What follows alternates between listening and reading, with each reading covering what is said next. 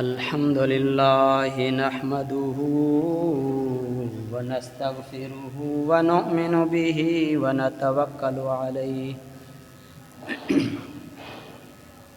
व नऊज़ु बिल्लाहि मिन शुरूरि अनफुसिना व मिन सय्यिआति अअमालिना मन यहदिहिल्लाहु फला मुदिल्ल लहु व मन युद्लिल्हु फला हादिय लहु व नशहदु अन ला इलाहा इल्लल्लाहु व नशहदु अन्ना मुहम्मदन अब्दुहु व रसूलुहु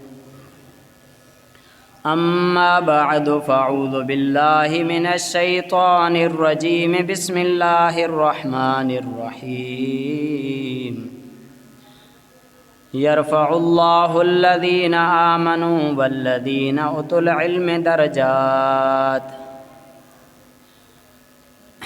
वक़ालन नबिय्यु सल्लल्लाहु अलैहि वसल्लम फ़ज़्लुल आलिमि अलल आबिदि कफ़ज़ली अला अदनाकुम वक़ालन नबिय्यु सल्लल्लाहु अलैहि वसल्लम यशफ़अु यौमल क़ियामति सलासतुन अल अंबियाउ सुम्मल उलमाउ सुम्मश शुहदा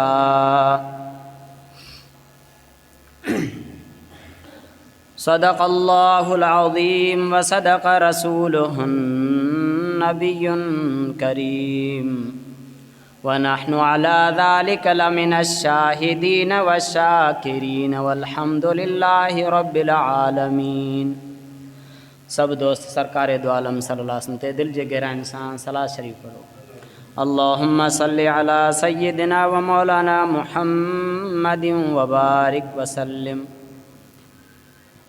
मुझे अज़ीज़ मुसलमान भाइयों और दोस्तों, अल्लाह सुब्हानहु व तआला जा करोड़े एहसान जो अल्लाह ताला असां के उम्मत मुहम्मदिया अला साहिब हस्सलात वसलाम में पैदा करन फरमायो। वरी क़यामत ताईं हिन उम्मत जे मथां अंबिया जे वारिस उलमा जो हथ रखियो,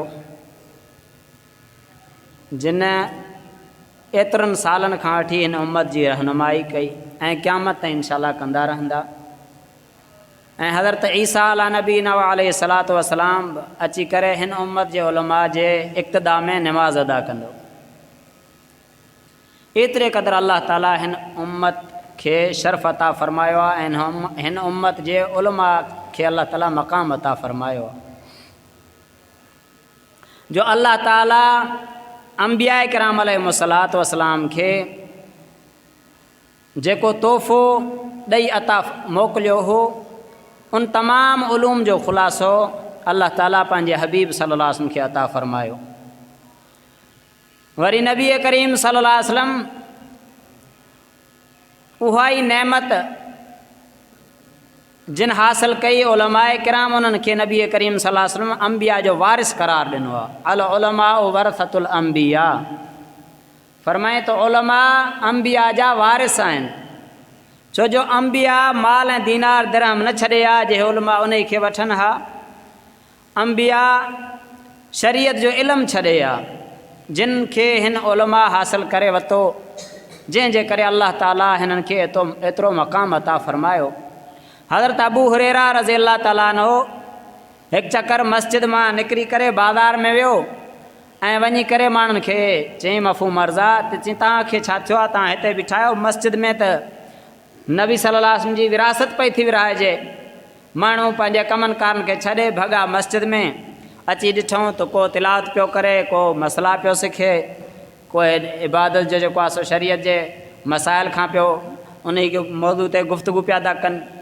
त उन्हनि अबू हुरैरा खे चयो त अबू हुरैरा तव्हां फ़रमायो त हिते मस्जिद में नबी सल्लल्लाहु अलैहि वसल्लम जी विरासत पई थी विराइजे, त हिते त असां कोन था ॾिसूं। चई छा ॾिठव? चई के तिलावत करे रहिया हुआ, के दीन जा मसला सिखे रहिया हुआ, के शरीयत जे अहकामात खे ॼाणे रहिया हुआ।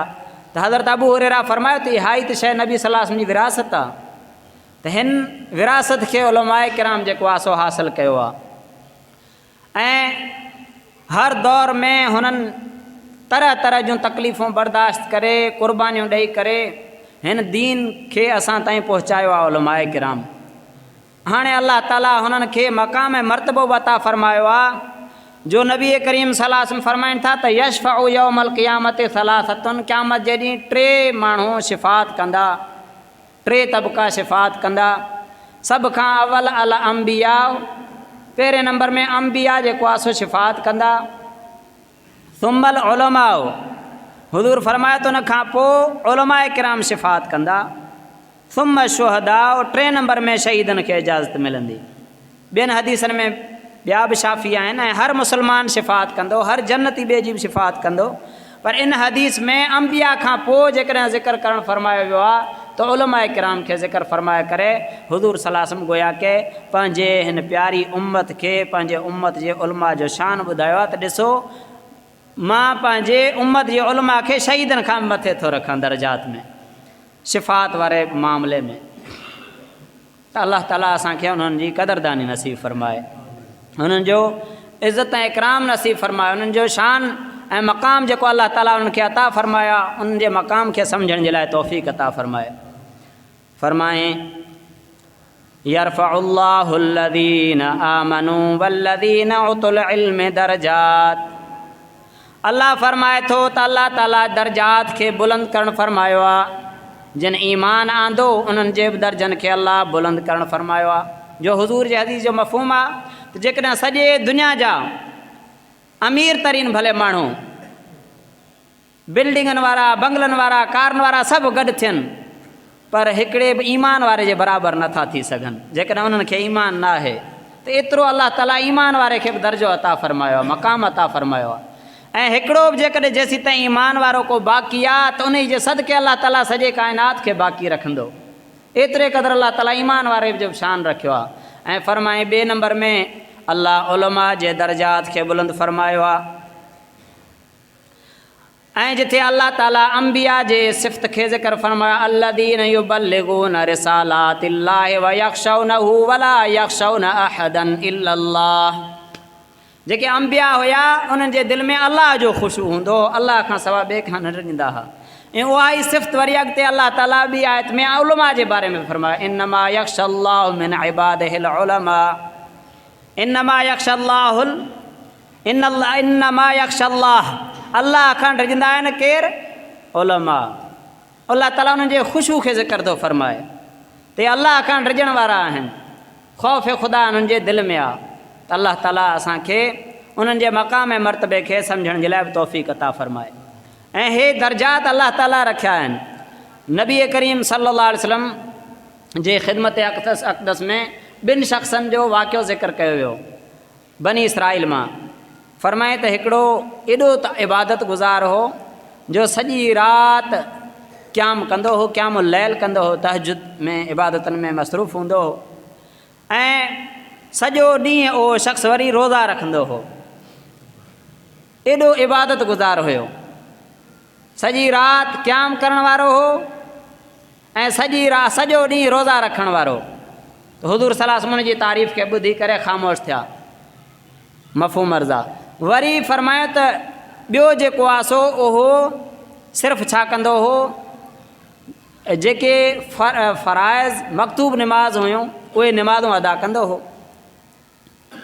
युसल्लून अल मकतूबा, उहे जेके फ़र्ज़ी निमाज़ आहिनि, युसल्लिल मकतूबा, फ़र्ज़ी निमाज़ अदा कंदो हो। माना इन में तक़रीबन फ़राइज़ वाजिबात सुनत मौक़दा जो घटि में घटि को बि आलिम इहतमाम करे ऐं पोइ वेही करे माण्हुनि खे जेको आहे सो मसाइल सेखारींदो हो, ख़ैर सेखारींदो हो, ख़ैर जूं ॻाल्हियूं। इहे 2 कम कंदो हो उहो आलिम। हिकु त सिर्फ़ु फ़राइज़ मकतूबा जेके ज़िमेदार इबादत हुयसि उहे इबादतूं पंहिंजूं पूरियूं कंदो हो। ऐं ॿिए नंबर में माण्हुनि खे वेही करे दीन जूं ॻाल्हियूं सेखारींदो हो। त हुज़ूर सल्लल्लाहु अलैहि वसल्लम फ़रमायो त जेको इहो ॿियो आहे इन जो दर्जो हुन खां वधीक आहे। केतिरे क़दुरु वधीक आहे? फ़रमाए त का फ़ज़ली अला अदनाकुम, इन जो दर्जो एतिरो बुलंद आहे इन आलिम जो जेको डिघियूं इबादतूं बि नथो करे, सिर्फ़ु फ़राइद वाजिबात सुनत मौक़दा जे हिन वक़्त बि जेको आलिम इहतमाम करे डिघियूं इबादतूं बि न करे सघे पंहिंजे मसरूफ़ियात जे करे, ऐं माण्हुनि खे ख़ैर जूं ॻाल्हियूं सेखारे थो त को इबादत गुज़ार सॼी राति इबादत करे थो ऐं सॼो ॾींहुं रोज़ा थो रखे त बि उन जे दर्जे खे नथो पुॼी सघे। इहे दर्जात अलाह रखिया आहिनि। जीअं पुटु जेकॾहिं को बि केतिरो वलीउल्लाह थी वञे, आलिम मुफ़्ती बुज़ुर्ग थी वञे, पर पीउ जे दर्जे खे थोरी पहुचंदो। पीउ माउ जो शान पंहिंजो अलाह मथां रखियो आहे। को सहाबी केतिरे क़दुरु इबादत गुज़ार हुजे पर उहो कंहिं नबी जे दर्जे खे थोरी पुॼी सघंदो। या को वली केतिरे क़दुरु इबादत गुज़ार हुजे, गौस हुजे, कुतुब हुजे, अब्दाल हुजे, पर हिकिड़े अदना सहाबी जे दर्जे खे थोरी थो पुॼी सघे। दर्जात अलाह रखिया आहिनि।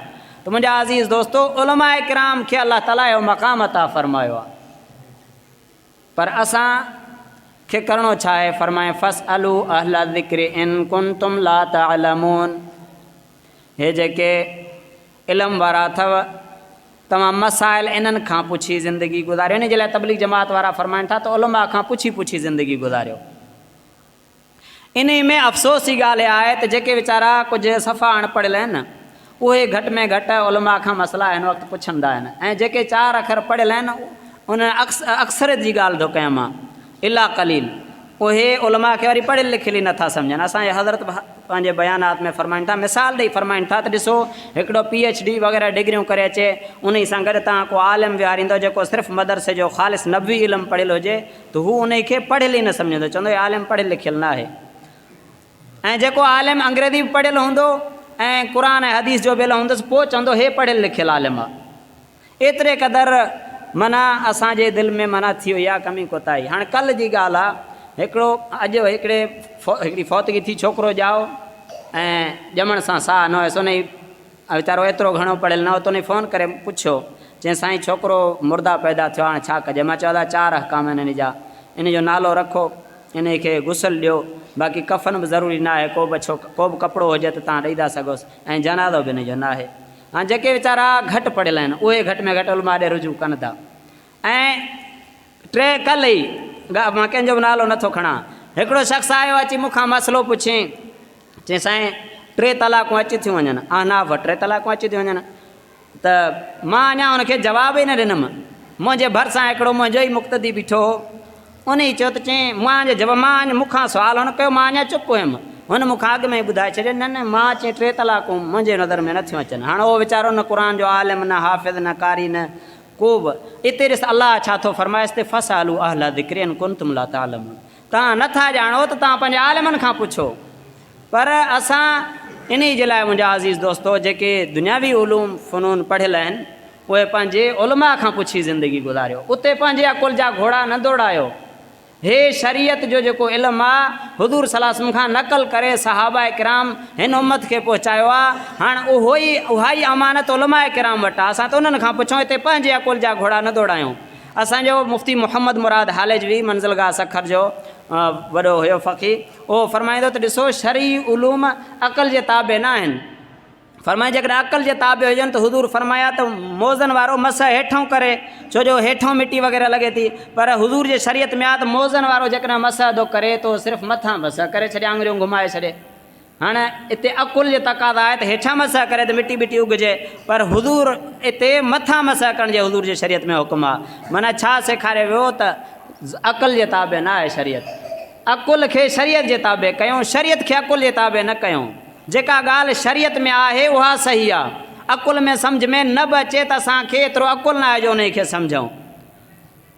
अलाह ताला असांखे सम्झ अता फ़रमाए। जी हज़रत अली रज़ी अल्लाह ताला फ़रमान आहे त फ़रमाए क़ुर पाक में अलाह ताला तमामु उलूम खे ज़िक्र फ़रमायो आहे, पर माण्हुनि जे अंदरि एतिरो अकुल न आहे जो उन खे पहुचनि। त इन जे लाइ जेकॾहिं कोई शरीयत जो मसइलो असांखे सम्झ में नथो अचे, उलमा ॿुधाइनि था, असांखे ॻाल्हि सम्झ में न बि अचे थी, त असां उलमा जे ॻाल्हि खे वठूं, उते पंहिंजे अकुल खे न हलायूं। जीअं आलिम सगुरा फ़रमाइनि था त जवाबु उन्हनि खे ॾियणो आहे। इन ई मामले में असां धोखे में आहियूं। को डॉक्टर वटि को मरीज़ अचे थो, डॉक्टर हुनखे दवा लिखी थो ॾिए, त को बि एतिराज़ नथो करे, भले केतिरा पढ़े ॿिया बीठा हुजनि, पर चवंदा आहियो कमु डॉक्टर जो आहे, डॉक्टर करे। पर आलिम जे मसइले में, मुफ़्ती जे मसइले में असां टंग अड़ाए था वेहूं। अलाह खे जवाबु बि ॾियणो आहे। इन जे लाइ अल्लाह ताला तौफ़ीक़ अता फ़रमाए त असां पंहिंजे उलमा जे क़दर खे सम्झूं ऐं उन्हनि जे मक़ाम मर्तबे खे जेको अल्लाह ताला उन्हनि खे ॾिनो आहे पंहिंजी ज़िंदगी उन्हनि खां पुछी पुछी गुज़ारियूं ऐं अल्लाह ताला इन्हनि सां मुहबत कयूं। छो जो हुज़ूर फ़रमायो जहाँ तालिम थियो, जहाँ आलिमनि जा शागिर्द थियो, जहाँ आलिमनि सां आलिमनि जे हम मजलिस थियो, जहाँ आलिमनि जा मुहिब थियो, उन्हनि सां मुहबत कयो, उन्हनि सां बुग़्ज़ न रखिजो। बुग़्ज़ में हलाकत आहे ऐं अॼुकल्ह प्रोपेगेंडा आहे उलमा खां परे कयो पियो थो वञे उम्मत खे। इन जे लाइ असांखे पंहिंजे इन्हनि जेके उलमाए हक़ आहिनि, दीन जा असांजा रहबर आहिनि, उन्हनि खां पुछी पुछी ज़िंदगी गुज़ारियूं। अल्लाह ताला जेको कुझु चयो आहे सम्झणु अमल करे ॿियनि ताईं पुॼाइण जे लाइ तौफ़ीक़ अता फ़रमाए। व आख़िर दावाना अनिल हम्दुलिल्लाहि रब्बिल आलमीन। जिन सुन्नतूं न पढ़ी